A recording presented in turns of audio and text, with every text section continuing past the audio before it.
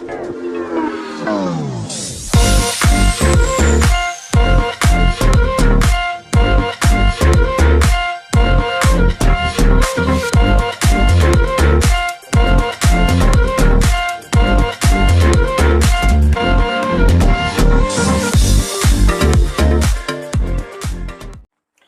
semua, salam sejahtera Malaysia.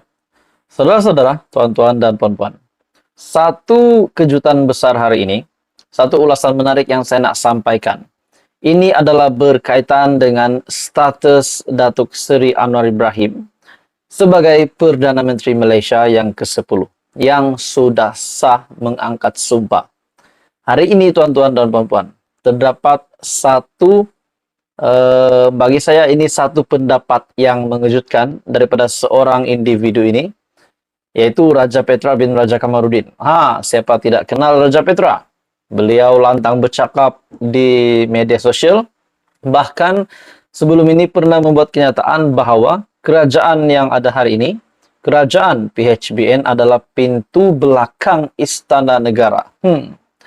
Ini satu kejutan besar bagi saya, tuan-tuan dan puan-puan semua. Kenyataan Raja Petra ini seolah-olah mencabar kerajaan hari ini, mencabar titah yang di Pertuan Agong, mencabar Perdana Menteri Datuk Seri Anwar Ibrahim, mencabar timbalan Perdana Menteri Ahmad Zahid Hamidi yang juga Presiden UMNO, dan mencabar seluruh kerajaan, seluruh menteri kabinet di dalam kerajaan perpaduan.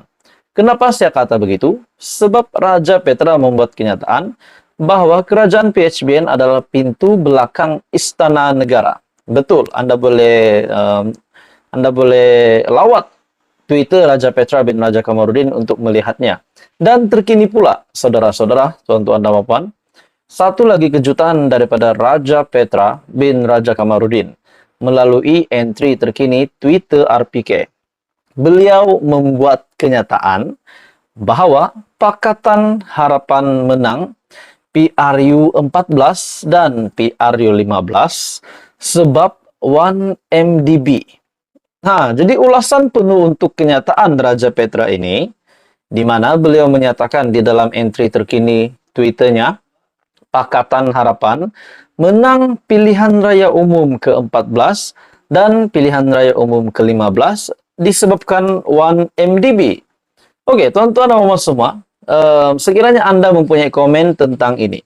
Apakah kait-mengaitnya kemenangan Pakatan Harapan di dalam PRU 14 dan PRU 15? Apa kaitannya dengan 1MDB?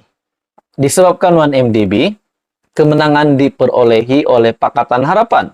Dan yang terkini pula, pilihan raya umum ke-15, di mana Pakatan Harapan yang dipimpin oleh Datuk Seri Anwar Ibrahim yang mendapat 80 lebih kerusi dimenangi di dalam PRU 15 terbaru pada bulan November tahun lepas, pada tahun 2020.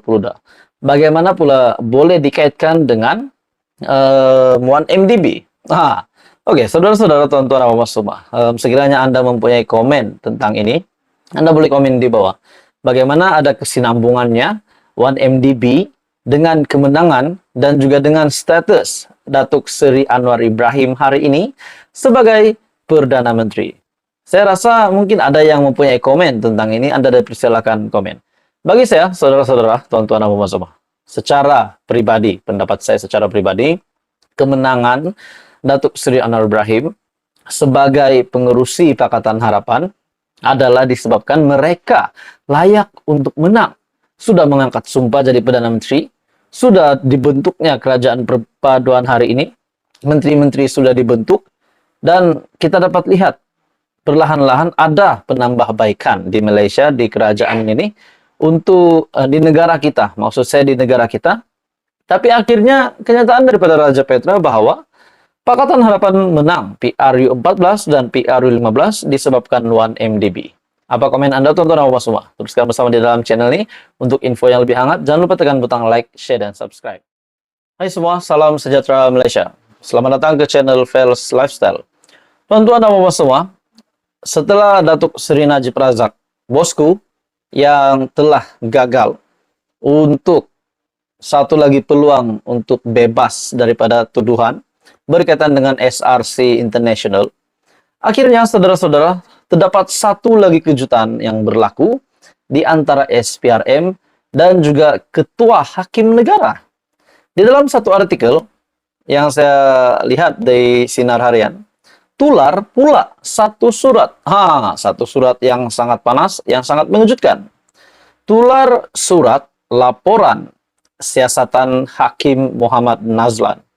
Adakah dengan ini Hakim Muhammad Nazlan akan disiasat ataupun mungkin terdapat salah laku ataupun bagaimana? Oke, kita teruskan dalam artikel ini daripada Sinar Harian. Surat yang didakwa berkaitan laporan penuh siasatan Suruhanjaya Pencegahan Rasuah Malaysia terhadap Hakim Mahkamah Rayuan Datuk Muhammad Nazlan Muhammad Ghazali berhubung pelanggaran peraturan di bawah Kod Etika Hakim 2009 telah tular di media sosial. Surat dipercayai daripada Ketua Suruhanjaya Pencegahan Rasuah Malaysia Tan Sri Azam Baki kepada Ketua Hakim Negara Tun Tengku Maimun Tuan Mat itu bertarik pada 20 Februari lalu.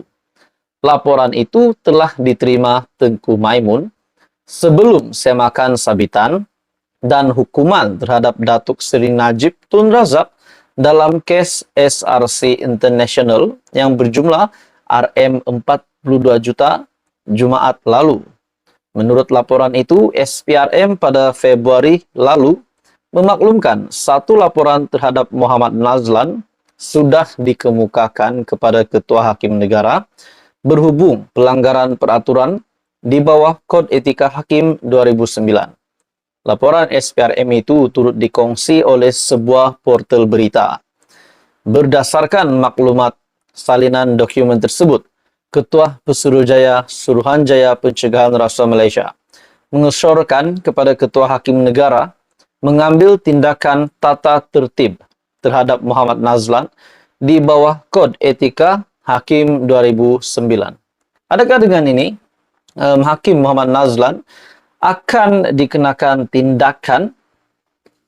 Dalam artikel ini juga, pada 24 Februari, media melaporkan panel 7 anggota Mahkamah Persekutuan memutuskan bahwa siasatan oleh SPRM terhadap Muhammad Nazlan dilakukan tanpa mengambil kira aspek berkaitan kebebasan kehakiman dan tidak mengikut protokol.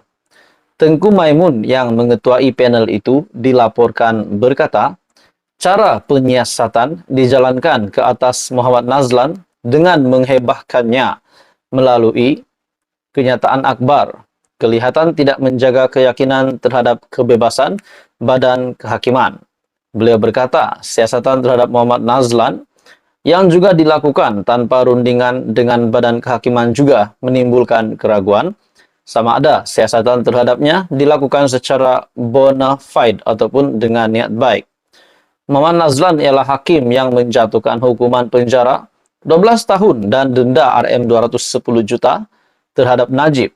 Selepas beliau yang ketika itu Hakim Mahkamah Tinggi mendapati bekas Perdana Menteri bersalah terhadap 7 tuduhan pecah amanah jenayah, pengubahan wang haram dan menyalahgunakan kedudukan dana RM42 juta milik Syarikat Pelaburan Strategik Negara SRC International. Pada 23 Februari lalu, Menteri di Jabatan Perdana Menteri, Undang-Undang dan Reformasi Institusi, Datuk Seri Azalina Othman Said dilaporkan berkata, satu laporan SPRM terhadap Muhammad Nazlan sudah dikemukakan kepada Tengku Maimun berhubung perkara tersebut.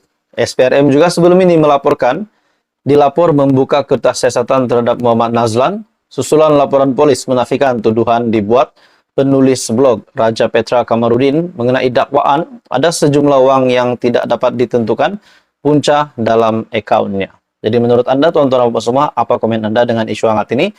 Teruskan bersama di dalam channel ini. Jangan lupa tekan butang like, share, dan subscribe.